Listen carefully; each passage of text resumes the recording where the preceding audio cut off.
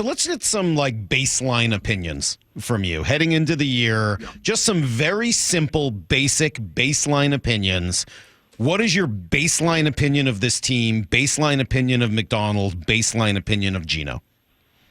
Yep. I'll start. I'm all in on Macdonald, just from what I've seen evidence of his coaching. And then as much as that, just having a lot of relationships with people that were with him in Baltimore, what they've told me about him. So I'm all in on him in terms of, leadership, in-game intelligence, the ability to relate to guys, a cutting-edge scheme that everybody is copying around the league as well as in college football.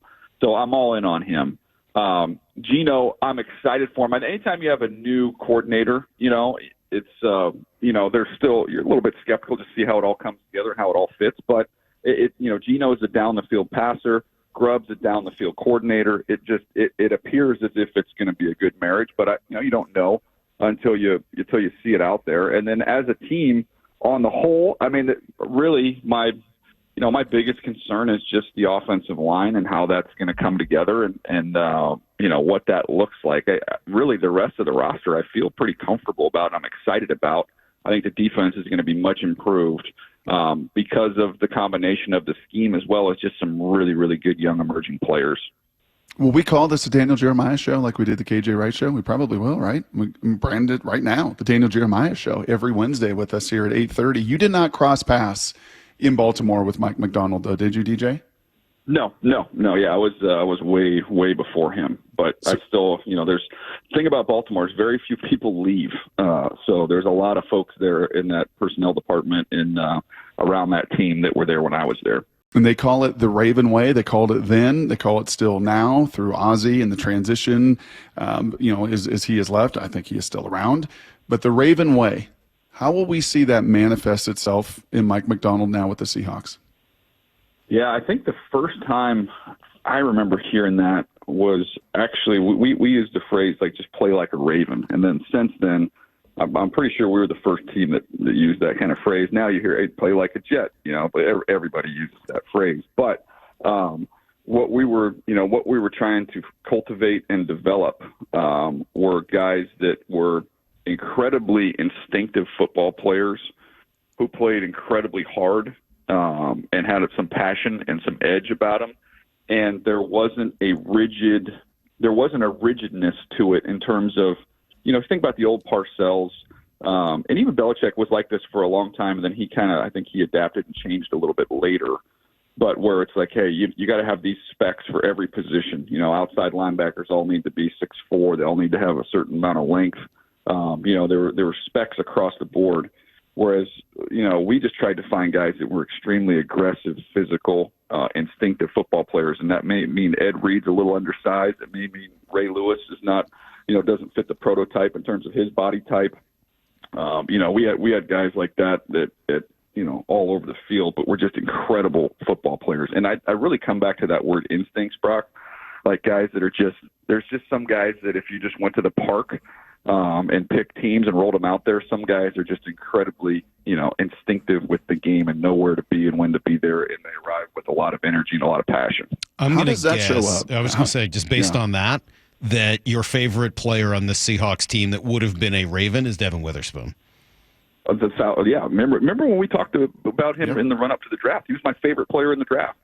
And that's probably because of what we're just talking about. That was my, scouting education. And I'm very grateful for the 4 years I spent there because I felt like, for somebody who's going to do this for, hopefully for a very long time, to get a master's class in what to look for in players, from Ozzie and that organization. And that Devon Witherspoon would have been the poster child.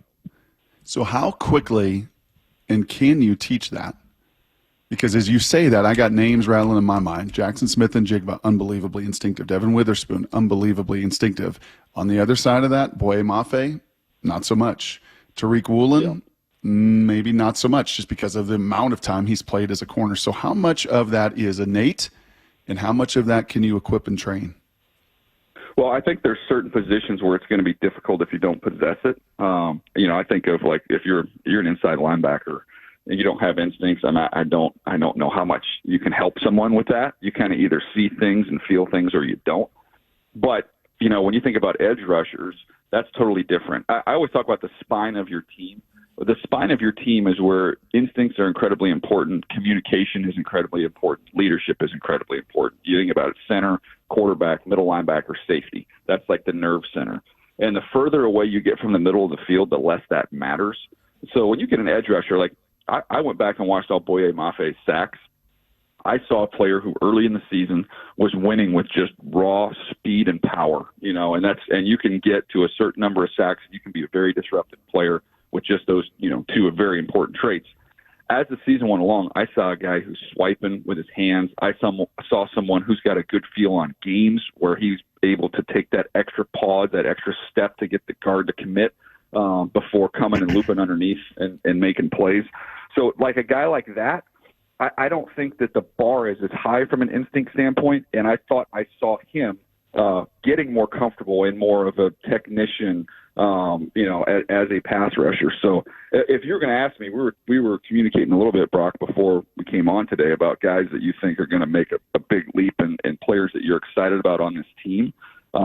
It would be him and Kenneth Walker would be the two that I'm probably most intrigued and excited about this coming season. Well, it's funny. It just shows. I was just about to ask you about that, and it is a conversation Brock and I had yesterday of, hey, there's some folks who seem to think this is a team that's flying under the radar, and if you want to be that team that comes out of nowhere, you generally need some young players to pop and kind of make that good to great jump. We saw it here in 2012. They saw it in Houston last year. I'm sure there's a million other examples of it.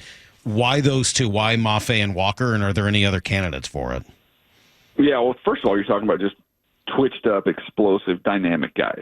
So, that's if you're looking for explosive plays and game-changing plays, a lot of times they come from your most explosive athletes, and those guys are both incredibly explosive. So you start there. And then with I just think with this passing game, and again, don't know exactly, till we get to the regular season, getting real games, what this, Ryan Grubb offense is going to look like.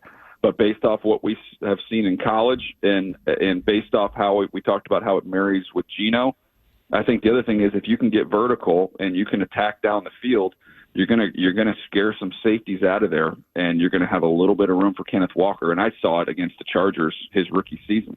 He got a little bit of room, and it was 75 yards in a hurry.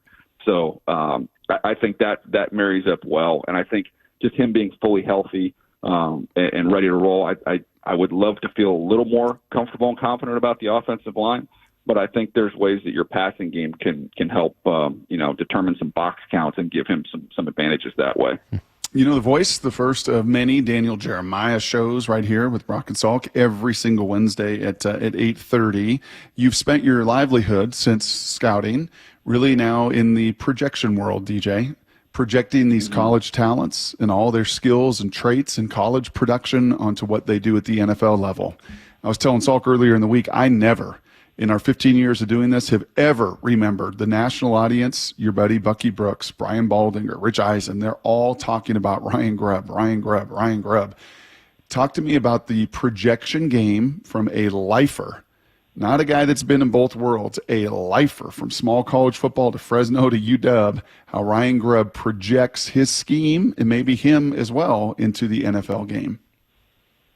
Well, I think, the concepts, look, the concepts from high school to college to the NFL are very similar, if not identical.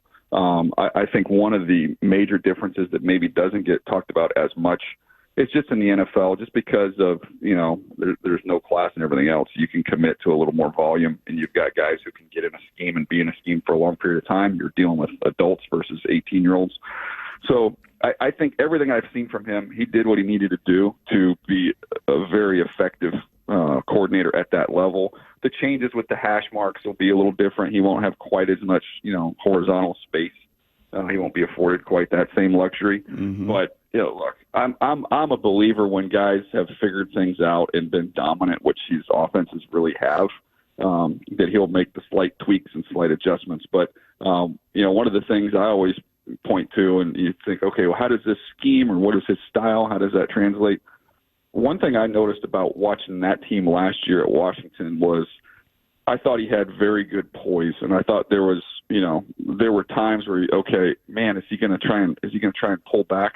I thought he did a really good job of staying on the attack, and I think about those Oregon games where there were opportunities. Maybe Oregon comes back in that game, and then I just thought this guy did not flinch with how aggressive he was, and that's a trait that I think is going to serve him very well.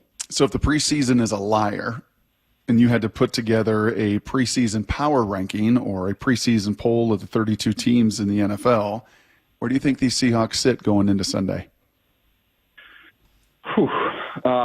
I think there's so much just unknown with so many coaching changes, and then you have, health that's different from year to year, from team to team. I mean, the Jets are the prime example of that. Like, how much of a difference does it make with Rodgers out there with a team like that? So where do they stack up? I mean, I look inside the division. I still think they're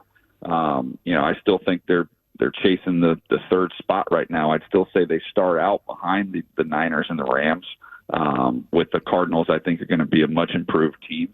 But could they fight their way up into the playoff conversation? I think that's possible. But I would say expectations would probably sit at a team that's in playoff contention, towards the latter portion of the season, and see where it goes from there. But I think the offensive line, Brock, is, to me, like, let's get a quarter of the way into the season, and that's why I'm looking forward to doing this every week, because I think that really is going to determine whether or not this is kind of maybe it's a year early, and this team's a playoff team and ready to roll, or maybe this is there's a little more work to be done.